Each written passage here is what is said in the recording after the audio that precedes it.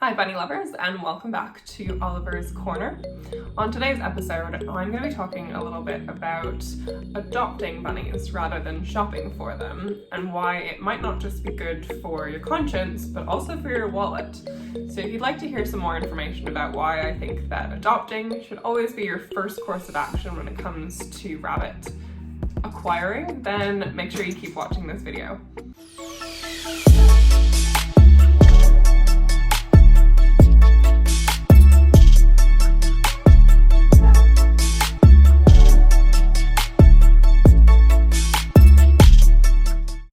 Generally speaking, I think when people look to get a cat or a dog, they're pretty aware nowadays that there are rescue services, be it RSPCA or humane societies or smaller rescue groups, where they can look into getting a cat or a dog that way before reaching out to a breeder. And people are generally pretty aware of the advantages of those options when it comes to cats and dogs. However, I think when it comes to smaller animals, such as rabbits, there is less of an understanding or awareness that that's even an option. So in this video, I'd like to talk through a few of the reasons to consider adoption before shopping for rabbits, and the many reasons why that might actually be the best option for you. So I think the main thing that people are always going to look at first when it comes to considering different options for acquiring a pet is the cost. So what does that look like if you're getting a rabbit from a rescue organization versus going to a pet store or going to a breeder? What are your options there? So when it comes to the cost, I actually stand by pretty firmly the fact that it is your most cost-effective option to go to your local rescue. And there are a few reasons for that. So the first of which is their actual adoption fee tends to be lower.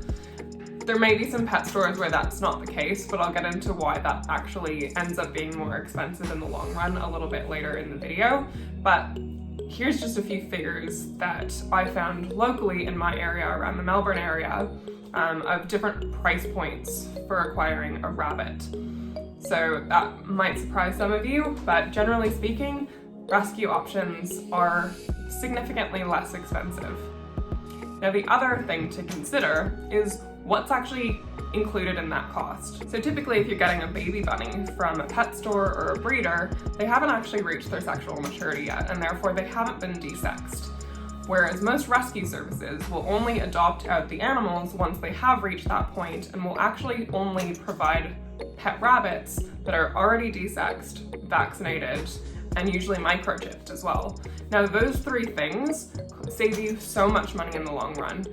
First of all, it's not always readily available to find a vet in your area that will do desexing of rabbits, so it's already just logistically kind of frustrating to try to sort that out, but it's also really expensive because it is a specialized service because rabbits are less common than cats and dogs.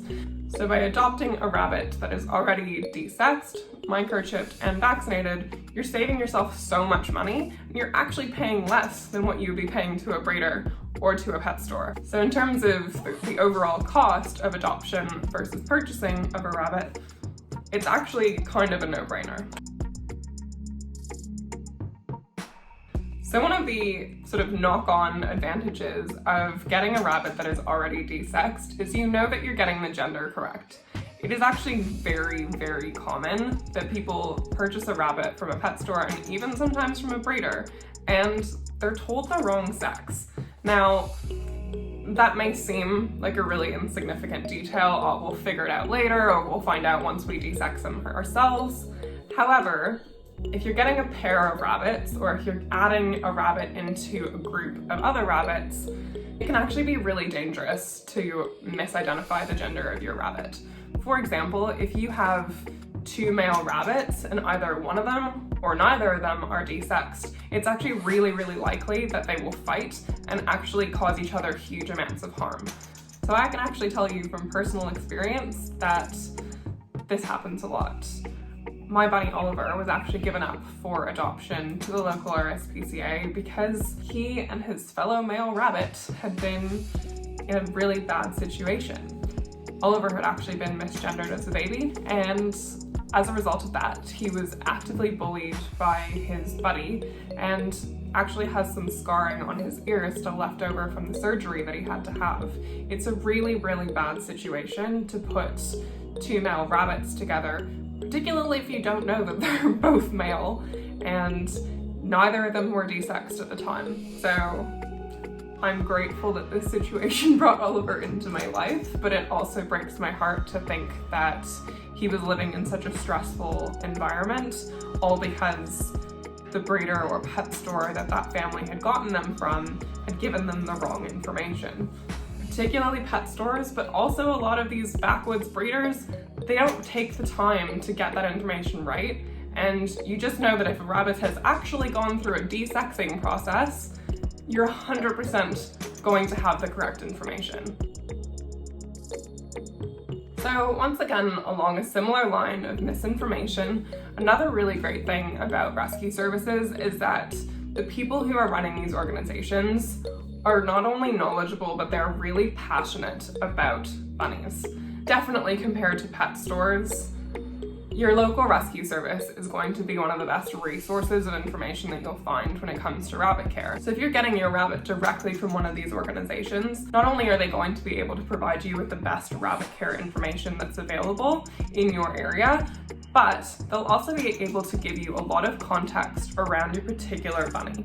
Now, bunnies, arguably like most animals, are really individual little beings. Each of them has a different personality, they've got different trauma that they may have been through, they've got different behaviors based on the type of bunny that it is, and all sorts of different things that you just won't be able to know based on a pet store's information. Now, we actually adopted Oliver from the local RSPCA, and one of the things that I was so grateful for was that they were actually able to provide us a full backstory of what Oliver had been through, what his life had been like prior to us adopting him, and it just gave me a lot more of a toolkit to know what to expect, what to be mindful of, and just to feel like I wasn't being handed this question mark. So I just personally loved the fact that they really take the time to document that,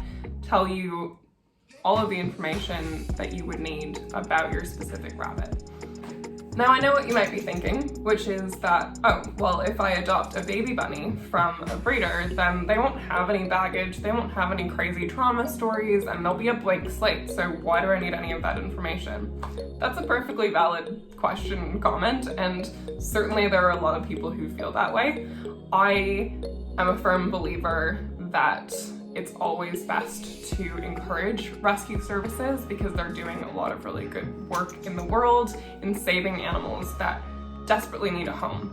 The reality is that breeders will always have a market. There will always be people who either don't know about adoption or who just prefer to go down that avenue, and there's not much we can do about that. But what we can do as informed rabbit lovers is that we can prioritize the ones that are in more dire and more desperate need to be adopted.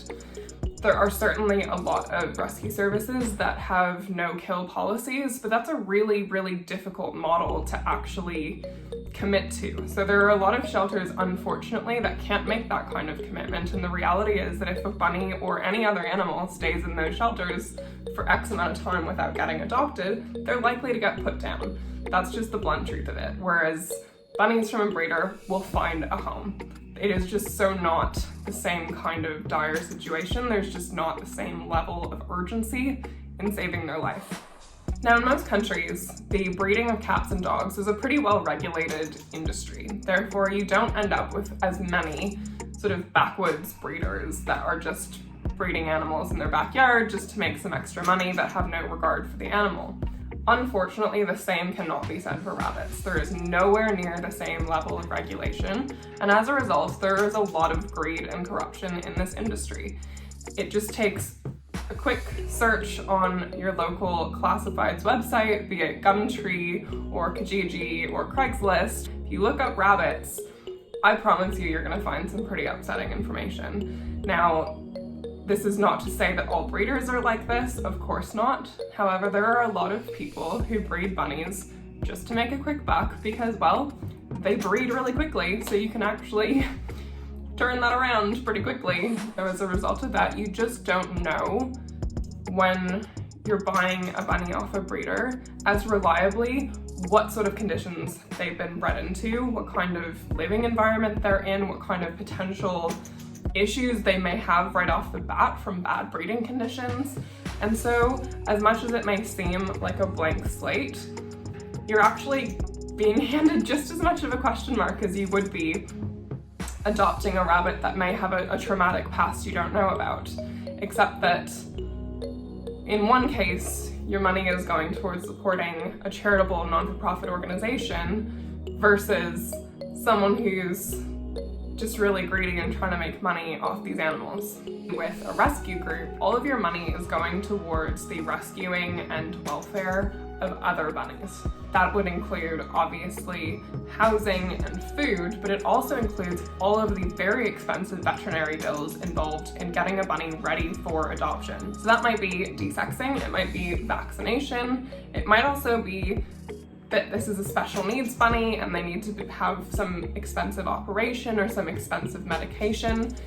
And all of that is only possible with the donations and adoption fees from that rescue. So you just know when you're adopting from a rescue that your money is going to a really, really good cause and not just into someone's pocket. Depending on where you are in the world, there are some places where the selling of live animals in pet stores is completely illegal. That's not the case everywhere, and certainly there are still a lot of places that are selling small animals in particular, which includes bunnies, in pet stores.